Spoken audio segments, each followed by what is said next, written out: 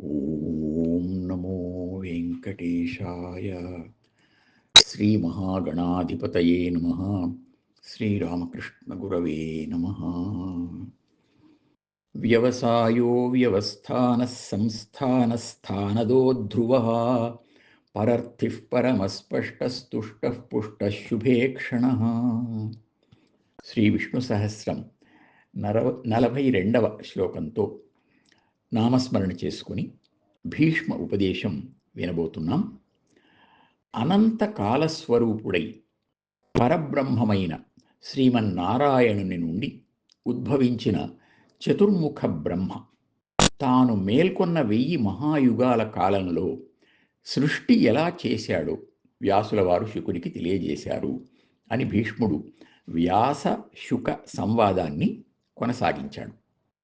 ఆయన చతుర్ముఖ బ్రహ్మ స్వరూపం స్వచ్ఛమైన తేజోరూపం, అన్నిటికంటే ముందు ప్రకాశించేది. ఆ తేజస్సు యొక్క సారభూతమైన వ్యక్తీకరణమే ఈ ప్రపంచం. ఆ సమయమే పగలు.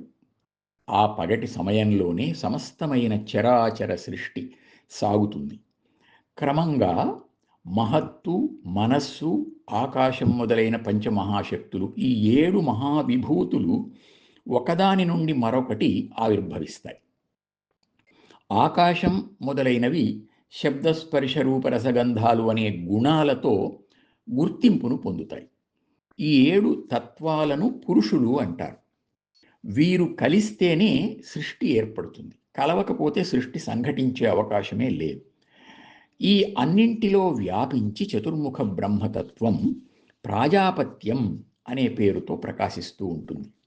అయితే దేనికి అంటకుండా అతడు, ఆ చతుర్ముఖ బ్రహ్మ, నిర్లేపుడై సంకల్పమాత్రం చేతనే దేవతలను, నాగ, గరుడ, నర, కిన్నరాదులైన సమస్త ప్రాణికోట్లను, పర్వతాలు, అడవులు, నదులు, సముద్రాలు మొదలైన అప్రాణికోట్లను సృష్టించి వాటి ధర్మాలను ఏర్పరుస్తాడు. ఈ విధంగా నడుస్తున్న లోకంలో మనం మన కోరికలు తీర్చుకునేందుకు చేసే పనులకు ఫలాలు ఎలా వస్తాయి, ఎవరిస్తారు ఈ ఫలాలను అనే దాన్ని గురించి ఈ విధంగా ఉంది. పౌరుషంబుచూవే ఫలదమందురు కొందరు, అనగా దైవమిచ్చునండ్రు కార్యఫలము కొందరు, ఎల్ల ఫలము భూత స్వభావం బయండ్రు కొందరు, అమిత తేజ. మానవ ప్రయత్నమే ఫలితమిస్తుంది అని కొందరు, కాదు దైవానుగ్రహమే అని మరికొందరు, ఈ రెండూ కాదు సృష్టి ధర్మం అలా జరుగుతూ ఉంటుంది అంతే అని ఇంక కొందరు అంటారు. అయితే ఇవి కర్మబద్ధులైన వారి వ్యవహారాలు. సత్వగుణంలో ఉండేవారు ఈ ఫలాలను పట్టించుకోకుండా, అంటే పొంగకుండా కృంగకుండా సమదర్శనులై ఉంటారు. ఇంకొక విశేషం చెబుతాను. అటు కర్మబద్ధులకు గాని, ఇటు సత్వగుణ సంపన్నులైన వారికి గాని శమదమాదులను సాధన చేయడం అనే తపస్సు మాత్రం తప్పక అవసరం. ఈ తపస్సుకు, అంటే ఈ ప్రాక్టీస్ అనే దానికి జ్ఞాన అధ్యయనం అంటే థియరీ, ఇది బలాన్ని ఇస్తుంది. వీటితో ఆత్మానందాన్ని సాధించాలి. శబ్దబ్రహ్మమని, పరబ్రహ్మమని 2 ఉన్నాయి. నామస్మరణ, నాదోపాసన చేస్తే పరబ్రహ్మ పదాన్ని పొందుతాడు. శబ్దబ్రహ్మలో నిష్ణాతుడైతే పరబ్రహ్మను పొందుతాడు అని ఉంది. పరబ్రహ్మమే సృష్టి స్థితి లయాలకు కారణమై తాను నిష్క్రియగా ఉండి ప్రకృతితో, చరాచర ప్రకృతితో మమేకమై ఉంటుంది. ఇంతవరకు సృష్టి ప్రకారం తెలుసుకున్నావు కదా, ఇక సంహార ప్రకారం వివరిస్తాను విను అని.